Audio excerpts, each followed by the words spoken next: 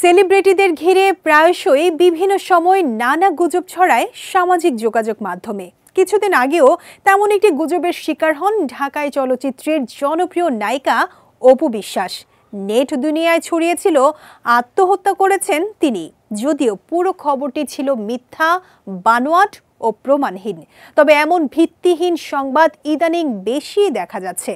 বিশ্লেষকদের ভাষ্য, কিছু অসাধু ব্যক্তি বিনামূল্যে ডোমেইন ব্যবহার করে ব্লগ সাইট খুলে তারকাদের ঘিরে এই ধরনের গুজব ছড়াচ্ছে। এর ফলে সাধারণ মানুষের মধ্যে মিথ্যা আতঙ্ক ও বিভ্রান্তি তৈরি হচ্ছে।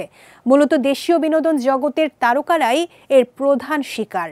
সম্প্রতি এক সাক্ষাৎকারে নিজের মৃত্যুর গুজব প্রসঙ্গে খোলামেলা কথা বলেছেন অভিনেত্রী অপু বিশ্বাস। তিনি বলেন, এই ধরনের গুজব তো নতুন কিছু নয়।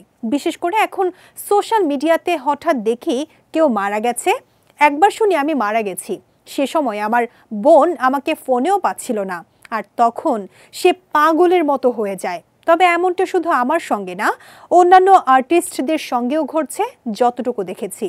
নিজেকে নিয়ে এমন মিথ্যা সংবাদ ছড়ালে কি মনে হয় অপু বিশ্বাসের? এমন প্রশ্নের জবাবে নায়িকা বলেন, আসলে আমি কিছুই মনে করি না। অভিনেত্রীর ভাষ্য, আমি এসবকে বিনোদনের অংশ হিসেবেই দেখি।